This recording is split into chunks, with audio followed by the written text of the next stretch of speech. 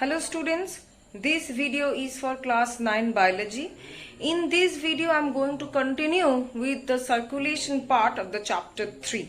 So let's just continue with our chapter. So we will start today with the topic of blood cells. So the first blood cell that we will read is that RBC. Other name of RBC is erythrocytes. So how are they originated? As you can see in page number 99, there is a table given. So that table we have to read. So this is termed as red blood cells or red blood corpuscles. Now how is it originated? It is originating during the embryonic stage, before the birth of the liver and spleen, and after the birth of bone marrow. Okay. So this is the way it is being originating. And what is the lifespan of these RBCs? 120 days. Now what is the characteristics of them? It is generally cellular in shape. Mature RBC does not contain any nucleus. The matrix of the RBC contain the hemoglobin and it is covered by a membrane. Now what is the function of it? It helps in the exchange of the O2 and CO2 gas. O2 CO2 gas. Apart from this, as the hemoglobin is the pigment of this RBC, it helps in the formation of the bile pigments like bilirubin and biliverdin. It also maintains the viscosity of the blood and also maintains the acid base balance of the blood. So this was all about the RBC. Now we will go for WBC or white blood cells or white blood corpuscles. The other name of this is leukocyte. Okay. Now how is it originating or how is it formed? It is formed from the red bone marrow, spleen and the lymphatic glands. And what is its lifespan? Its lifespan is about 2 to 14 days. Okay.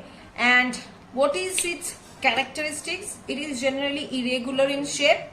It does have the nucleus. The nucleus may be bilobed or multilobed.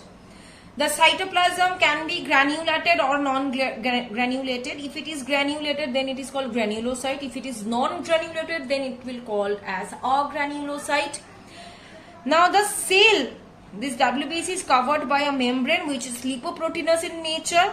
WBCs are of different types like neutrophil, eosinophil, basophil, monocyte, lymphocyte. All these I have discussed in the previous class. Now what is its function? First function is that it gives us protection. From whom? From various germs, by killing the foreign germs by phagocytosis. It prevents the allergic reactions in our body.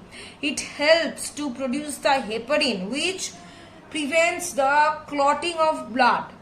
Okay, so it is main function of WBC is to give us protection from any third type of blood cell is platelets. Other name is thrombocytes. Okay, now how is it originated in the human body? From the megakaryocyte cells of the red bone marrow. And what is its lifespan? It is about 2 to 5 days. Okay. And how is it, what is the shape or what are the characteristics of it? It is either round or oval. It does not contain any nucleus. Okay, so these are the characteristics. And what is its main function? It helps in blood clotting. This is the main function of platelets. It helps in blood coagulation or blood clotting. Apart from this, it helps to repair the damage of the blood vessels. So all these are the functions, characteristics, origin of the different blood cells. Okay, now we will move on to the next topic. See, in our next page it is given blood group. That we will see. See, blood groups. You are quite familiar with the different types of blood groups, like A blood group, B blood group, AB blood group and O blood group. So these are the 4 types of blood groups that are found in the human body. And these 4 types of blood groups are first invented by Karl Landsteiner. Okay. Now, how did he classify the different types of blood groups? He classified different types of blood groups depending on the presence of antigen and antibody. So, I'm just telling, wait. I'm making 3 columns. First one is blood group. Second one is antigen. Third one is antibody. Okay. Now antigens, these are found on the surface of the RBC, and antibody is present in the plasma. So there are 4 types of blood groups: A, B, AB and O. So in case of blood group A, what are the antigen it is having? A blood group means A antigen and B antibody. Okay, B blood group means B antigen and A antibody. Achha.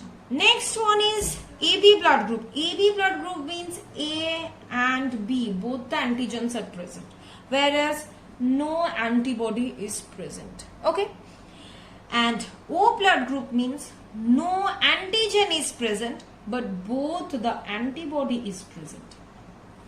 That is why this AB is called universal recipient, because it is having no antibody. So the antigen from the foreign body will not react with the antibody because it is not having any antibody. That's why it is called universal recipient.